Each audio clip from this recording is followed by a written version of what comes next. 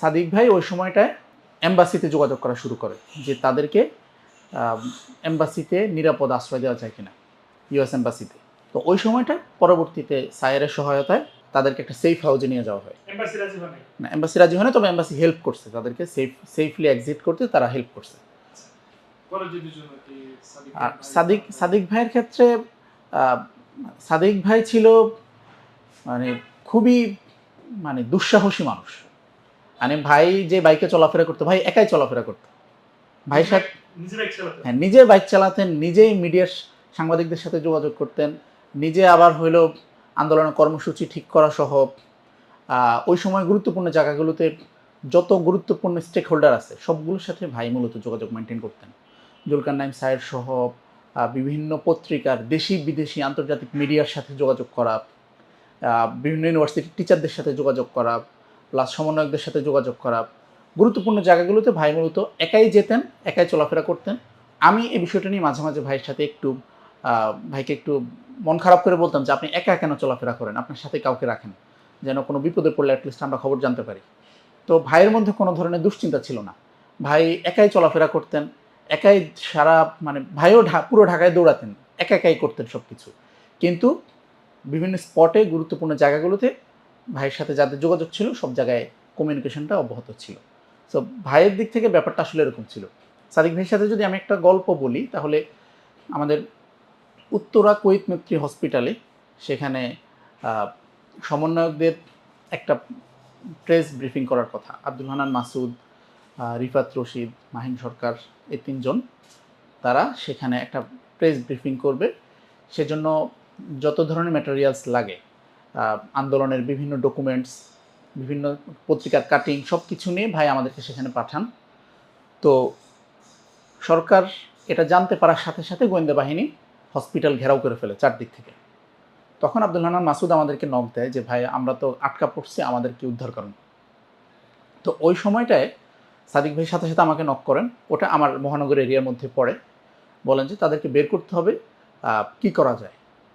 তো অনেকগুলো বিকল্প আমাদের সামনে ছিল, যে তাদেরকে আমরা মিডিয়া ফেস করাবো, এরপর মিডিয়ার সামনে দিয়ে বের করাবো, অথবা তাদেরকে আমরা অ্যাম্বুলেন্সে করে বের করব, অথবা তাদেরকে ডাক্তারদের অ্যাপ্রন পড়ায় সেখান থেকে আমরা বের করাবো, অনেক কিছু। তো ওই সময় আমার পরিচিত যত ডাক্তার আছেন, আমার মেডিকেলে আমার বন্ধুবান্ধব যারা আছেন, সবাইকে আমি নক করি যে এই হসপিটাল থেকে ওদেরকে বের করার জন্য আমরা আসলে কী করতে পারি, তোমাদের কিছু অ্যাপ্রন আমাদেরকে দাও, বা তোমাদের ডাক্তারদের কোনো গাড়ি থাকলে সেটা আমাদেরকে দাও। কিন্তু কোনো জায়গা থেকে আসলে রেসপন্স আসতেছিল না। হ্যাঁ, সবাই ভয় পাচ্ছিল যে আসলে হসপিটাল প্রশাসন ঘেরাও করে ফেলছে, কি করব তখন।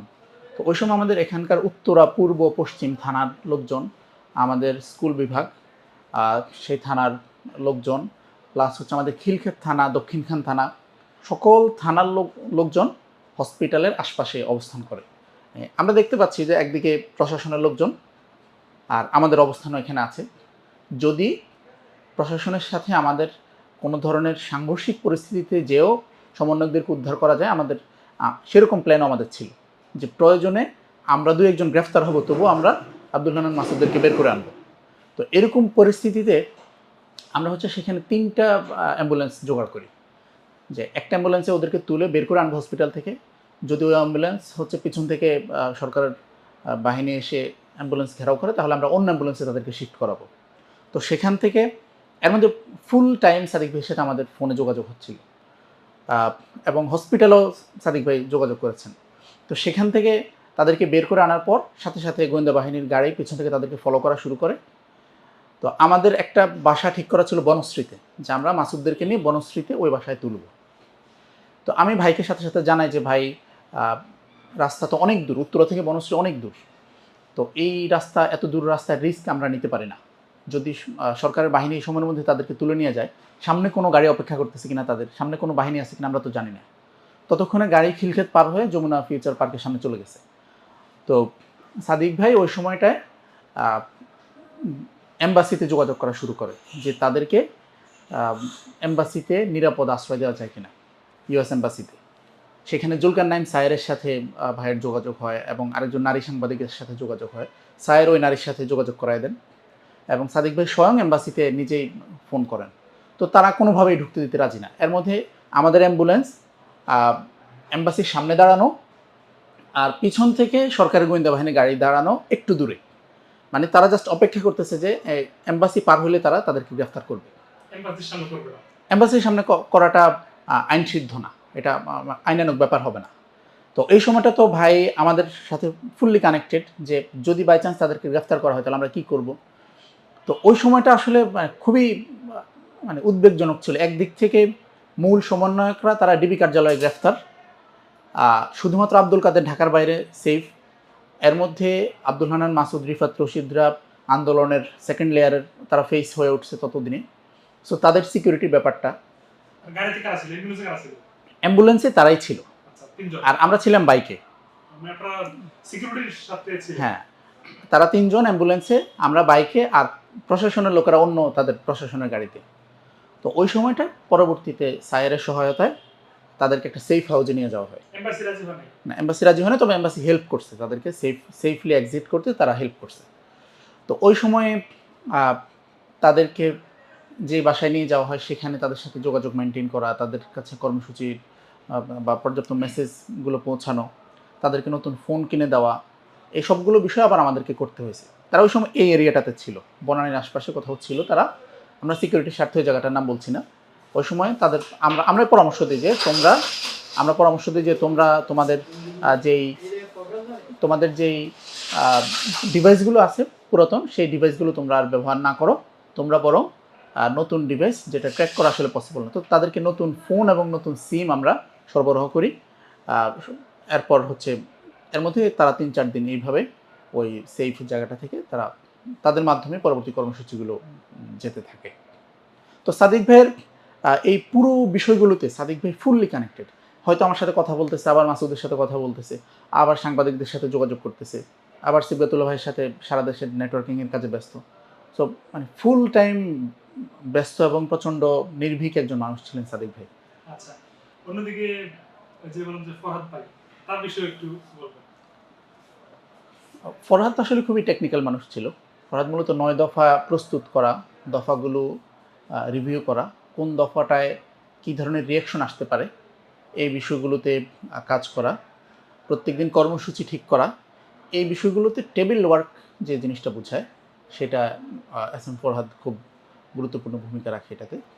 আর ওভারঅল সাদিক ভাইয়ের সাথে কানেক্টিভিটি, সিবি ভাইয়ের সাথে আন্দোলনের কর্মসূচি ঠিক করা, এই বিষয়গুলো তো সার্বক্ষণিক ছিলই। সো এস এম ফরহাদ আসলে প্রচণ্ড মেধাবী একজন মানুষ, এবং সে কর্মসূচি ঠিক করা বা খুবই ঠান্ডা মাথায় ডিল করা বিষয়গুলো, এই বিষয়ে সে খুবই দক্ষ। তার মধ্যে কোনো ধরনের উত্তেজনা ছিল না, কোনো ধরনের দুশ্চিন্তা ছিল না, খুবই ঠান্ডা মাথায় বিষয়গুলো ডিল করত। এটা তার একটা ইউনিক বৈশিষ্ট্য, যে আমরা কোনো একটা ব্যাপারে খুব হাইপার হয়ে গেছি বা খুব আমরা উত্তেজিত হয়ে গেছি, ওই ব্যাপারেও সে খুব ঠান্ডা মাথায় ডিল করতো। এখানে বিএনপি বা জামাতের শীর্ষ নেতৃত্ব যারা, লিডারশিপে যারা আছেন, তারা তো অবশ্যই আন্দোলনের সাথে সার্বিকভাবেই পুরোটা সময় জুড়ে ছিলেন। আমি জাস্ট 18 জুলাইয়ের একটা গল্প বলতে পারি। 18 জুলাই যখন সারাদিন ম্যাসাকার হয়, সেদিন আমি সিবগাতুল্লাহ ভাই আমাকে ফোন দেন যে আমরা বের হব, আমরা পুরো ঢাকা শহরটা দেখব। তো আমরা বের হই, আমি উত্তরা থেকে যাই, সেখানে মগবাজার যাই প্রথমে। মগবাজার থেকে আমরা কাঁটাবন, শাহবাগ এই এরিয়াটাতে যাই। সেখান থেকে আসাদ গেট, মোহাম্মদপুর, মিরপুর, শ্যামলী, এই পুরো এরিয়াগুলো হচ্ছে আমরা ঘুরি। তারপর হচ্ছে গণভবনের এই দিকটাতেও আমরা আসি। সেখানে যুবলীগ, আওয়ামী লীগ, তাদের একটা জটলা আমরা দেখতে পাই, যে তারা গণভবনের সেফটির জন্য তারা এখানে অবস্থান করতেছে।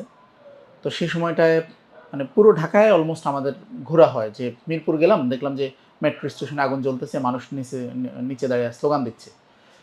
তো আমাদের একটা মিটিং ছিল আমির জামাতের সাথে, শিবিরের কেন্দ্রীয় সভাপতি, জামাতের আমির, তারপর সিবগাতুল্লাহ ভাই, এভাবে গুরুত্বপূর্ণ ব্যক্তি যারা ছিলেন, তারা একটা মিটিংয়ের জন্য একটা জায়গায় তারা হচ্ছে জায়গা ঠিক করা হয়। তো আমরা সেখানে যাওয়ার পর শুনতে পাই, ততক্ষণে মোবাইল নেট অফ হয়ে গেছে, ওয়াইফাইও শেষ। তো ওই সময়টা আমরা শুনতে পাই যে আমরা যাওয়ার কিছুক্ষণ আগেই পুলিশ ওখানে রেড দেয়, কারণ ওই এরিয়াটাতে আন্দোলন হওয়ার ফলে জামাতের আমির ডাক্তার শফিকুর রহমান উনি প্রোগ্রাম স্থগিত করে চলে যান।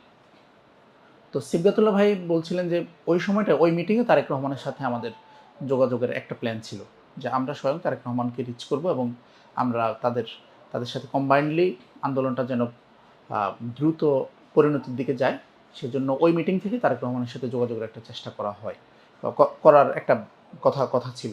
কিন্তু মোবাইল নেট বন্ধ হয়ে যাওয়ার ফলে, ইন্টারনেট বন্ধ হয়ে যাওয়ার ফলে পরবর্তী 7-8 দিন আসলে এটা পসিবল হয় না। তো যখন ইন্টারনেট ফিরে আসে তখন অবভিয়াসলি আবার যোগাযোগ হয় এবং কালেকটিভলি আন্দোলনটা পরিচালিত হয়। এটা আসলে খুব এটা আমি আসলে কোথাও কখনো বলি নাই যে আমাদের বিকাশে প্রচুর টাকা ছিল কিন্তু টাকা লোড করার মতো অবস্থা ছিল না। জি তো যার ফলে আমরা যে কোথাও থেকে টাকা তুলবো বা বিকাশ থেকে টাকা ক্যাশ আউট করবো এই সুযোগ ছিল না। টাকা, যেমন একদিনের ঘটনা যদি বলি, আমি বাইকের তেল শেষ, এখন সামনে যাওয়ার আর উপায় নেই। তো আমরা হচ্ছে একটা তেলের পাম্পে যাই, সেখানে তেল ঢুকাবো। তো আমি সিবগাতুল্লাহ ভাইকে বলতেছি যে ভাই আমার কাছে তো মাত্র 100 টাকা আছে, আপনার কাছে কোনো টাকা আছে কিনা? তো ভাই মানিব্যাগ ঘেঁটে দেখলেন ভাইয়ের কাছে 200 টাকা আছে। তো ভাইয়ের 200 টাকা না আমার 100 টাকা 300 টাকা দিয়ে আমরা বাইকে তেল ঢুকাই। তো মানে পরিস্থিতি এরকম যে মানে মোবাইলে বা অ্যাকাউন্টে টাকা আছে কিন্তু পকেটে টাকা নেই। তো তখন হচ্ছে একদিন আমি ওই দিনের পরের দিন আমি প্রেস রিলিজ নিয়ে একটা মিডিয়ার হাউসের তাদের অফিসে যাই। তো তাদের হচ্ছে এক্সিকিউটিভ এডিটর, উনি আমার সাথে অনেকক্ষণ কথা বলেন। অনেকক্ষণ কথা বলে উনি আমার যখন পরিচয় জানতে পারেন তখন আমি ওখান থেকে ওঠার সময় উনি আমার পকেটে জোর করে কিছু টাকা দিয়ে দেন। তো আমি প্রথমে একটু সৌজন্যতা দেখাই, যদিও বলে যে না আমার কাছে টাকা লাগবে না, কিন্তু ওই টাকাটা আমাদের প্রচণ্ড হেল্প করছে। আমি সাথে সাথে ওই পুরো টাকাটা দিয়ে বাইকে তেল ঢুকাই এবং ওই তেলে বলা যায় পরবর্তী 3-4 দিন আমার চলে। তো এরকম অনেক গল্প আছে যেগুলো আসলে কখনো কোথাও বলা হয় নাই, যেগুলো আসলে কেউ আসলে সেভাবে জানেও না বা আমরাও সেভাবে কারো কাছে বলি নাই। এইটা হচ্ছে বাইকের টাকার বিষয়টা। আর মোবাইলের টাকার বিষয়টা হচ্ছে আমাদের কিছু কিছু ভাইদের ফোনে টাকা ছিল যাদের ফোন থেকে অন্য ফোনে ট্রান্সফার করা যায়, ব্যালেন্স ট্রান্সফার করা যায়। এই পদ্ধতি দিয়ে কিছু করা হতো। আরেকটা বিষয় হচ্ছে যে আমরা যেসব দোকান থেকে সিম কিনতাম, জি ওই দোকানদারকে আমরা রিকোয়েস্ট করে একসাথে 1000-2000 টাকা লোড করে নেওয়া, এই বিষয়গুলো তখন করা হতো। 24-এর এই গণঅভ্যুত্থান এটা এককভাবে কোনো ছাত্র সংগঠনের কিংবা ছাত্রদের না, এটা পুরো বাংলাদেশের সকল শ্রেণী পেশার মানুষের। এটা যেমনিভাবে মাদ্রাসার স্টুডেন্টদের, তেমনি ইংলিশ মিডিয়ামের স্টুডেন্টদের। এটা যেমনিভাবে পাবলিক ইউনিভার্সিটির, তেমনিভাবে প্রাইভেট ইউনিভার্সিটির। এখানে যেমন সমাজের উচ্চবিত্ত শ্রেণীর মানুষ একীভূত হয়েছে, সেখানে নিম্নবিত্ত শ্রেণীর মানুষ, খেটে খাওয়া মানুষও তারা একত্র হয়েছে। আমরা এই জুলাই বিপ্লবের যে প্রেরণা, আমাদের যেই আত্মত্যাগ, ছোট গর্ভের বাচ্চা থেকে শুরু করে বৃদ্ধসহ সর্বশ্রেণীর মানুষের যে আত্মত্যাগ, এটার ফলে আমরা যেই জুলাই বিপ্লবটা পেলাম, একটা নতুন বাংলাদেশ পেলাম। সেই বাংলাদেশটা শহীদদের যেই স্বপ্ন, সেই স্বপ্নের আলোকেই পরিচালিত হবে এই নতুন বাংলাদেশটা। আমরা এটাই প্রত্যাশা করি।